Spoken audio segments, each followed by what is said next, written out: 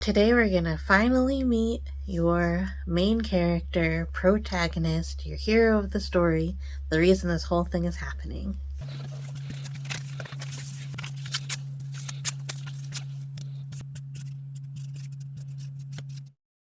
Hi guys, I'm oddfud.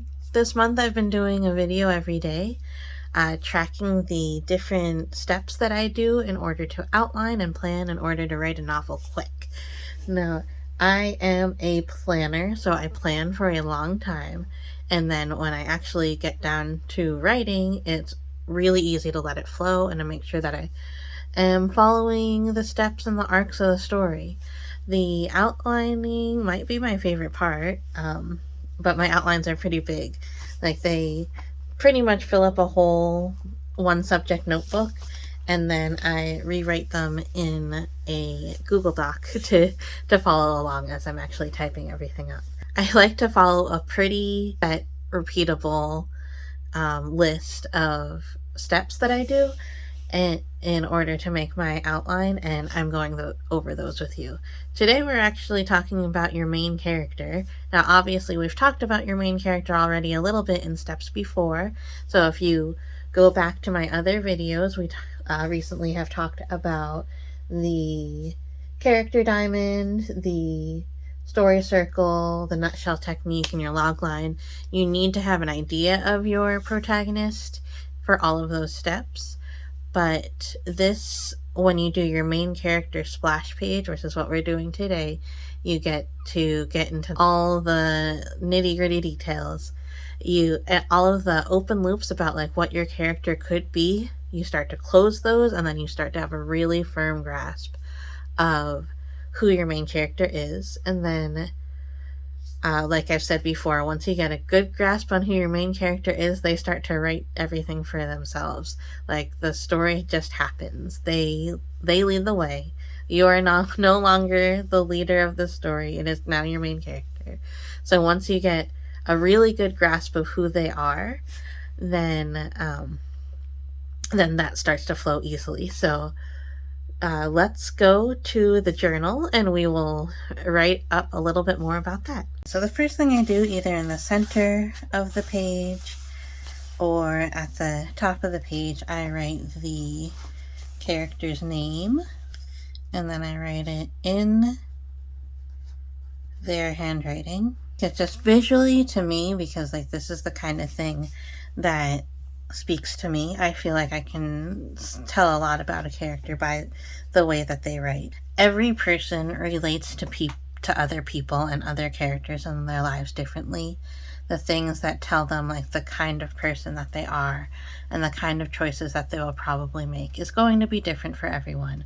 Some people believe in certain things spiritually or just personally from different experiences they've had.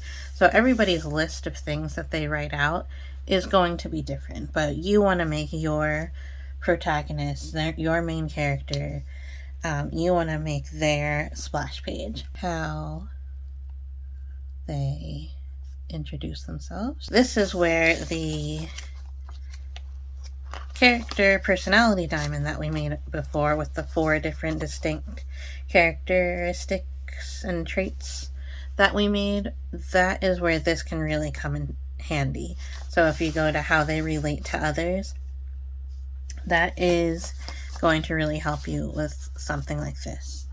Another thing that I like to do is I like to write their birthday, and this to me is important. Their age, it can say like if they were older in their class or younger. It can say if their birthday was close to a holiday. I really do believe in the zodiac, so I also put zodiac sign, and I believe in numerology and stuff too. And then I write the characteristics of that zodiac sign too. Now, obviously, your characters you're not always gonna say what their birthday is in your book, but just you knowing what their birthday is and like what that means about them in your eyes can be very helpful. The words that speak to you in relationship to your character can really help guide you. Gender identity, sexual identity, or if they haven't figured that out. I will put a physical description: eye color, hair color, height, build. And this is like more of a actual physical description. And then I also will put how they carry themselves. Like, are they more reserved? Are they very proud? Posture. Like, sometimes when I'm writing this, like, I don't know it until I start writing it. And then once I do, I'm like, I have all these things that I want to put in. I put their fashion. That's a fun one. Like, what kind of clothes do they wear? Are they showing off their body? Are they hiding their body? Do they not think about their body? Do they wear fashions that reflect another personality trait, like their music likes, or does it show that they like music? Does it show that they're really utilitarian and they want their clothes to be very useful and last a long time, etc. So, like, you can get a lot from their fashion. Their dating history. Are they too young to have dated anybody? Like, have they dated a lot of people but it didn't mean anything? Have they been in a relationship for a long time? And then, similarly, friendship history. This might not completely be developed right away. Maybe you have an idea of what kind of friends that they have if you're not quite ready to really talk about all of their friends yet. Sometimes I put their mantra, how they live their life, how they make their choices. Sometimes that can come easier than others, so that's not always one that I put on.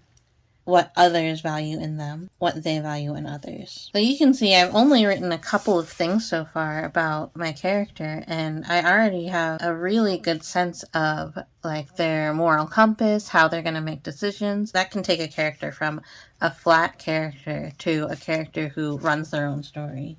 And that is, in my opinion, very, very important to make the story go faster when you're writing. So if somebody else used one word to describe them, what would it be? And then similarly for themselves. So that's similar to the value, but it's a little bit different. And so that's the main thing that I write. I just kind of write it out, like not even in a list. I just kind of write it all over the page. I might draw something about them. I might write like a little list of favorites just to really get a good idea of who this person is. And then another thing that I put, I don't even turn the page.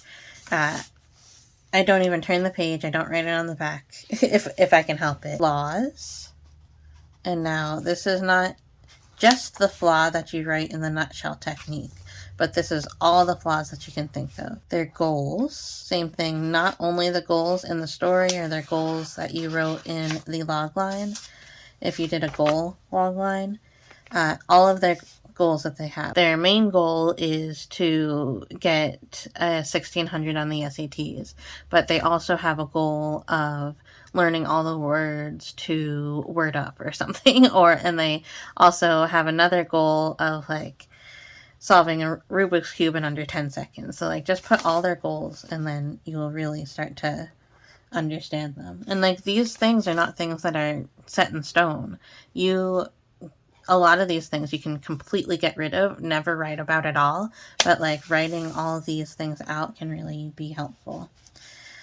Similar to goals, you can put wants, because sometimes your wants have nothing to do with your actions.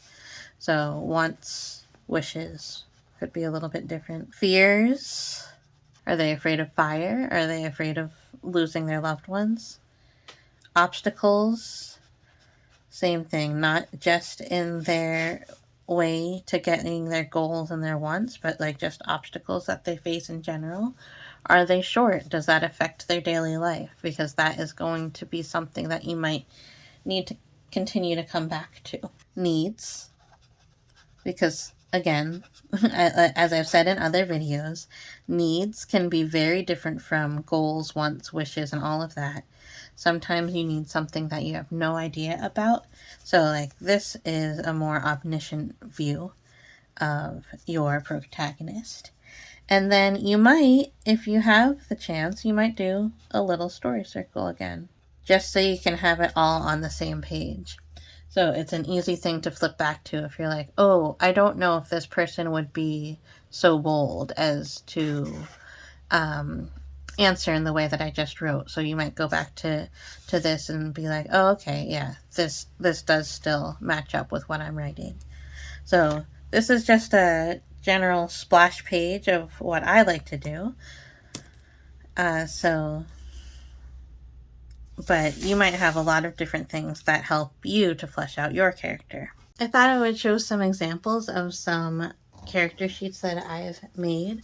So in this book, I decided to put the character's name right in the center. So I didn't really use a handwriting for their name, but I did more of a font. And then just like coming off in different directions, kind of like a porcupine, it shows all the different things that I talked about, like their sign, what people think of them, what they think of themselves. Down here, I put their goals and their wants and their flaws and their obstacles and all of that. So I put it all here just on one page so I can see it really fast. If I'm ever wondering about my character, maybe I write my outline and then I take a few weeks off and then I come back, I can go right to this page and get to know my character again. In this book, I did do more of the handwriting style. Like here's Victoria, Rutherford. Their handwriting, I can really like evoke something in you. But the main, you as the writer, I mean, the main thing you want to do this for is so you can really flesh out, like I said, that sometimes you have some open loops in your head that you want to close and like really get a firm grasp of who your character is, and then your story will start to write itself. Thank you so much for watching this video. If you've made it this far and you like this video, please give me a thumbs up. It's right there. It will help me to know that you like the video. It'll also help YouTube to know, and it'll start to push my content out a little bit more, and that'll help me out a lot. If you want to see more of my writing journey, not only this month where I continue talking about my steps for my outlining process, but also in the future when I get back to writing, when I get to editing, when someday maybe I'll find an agent and I'll go through all of the steps that it takes to do that, and then maybe even getting published one day, I want to share it all with you. So subscribe to me if you're interested in that. Tomorrow's video can really start the outlining process. You can actually start to map things out. So ring the bell to be notified of that. You'll be the first to know about it when it comes out. And thank you so much for watching this video. I'll see you tomorrow. Bye!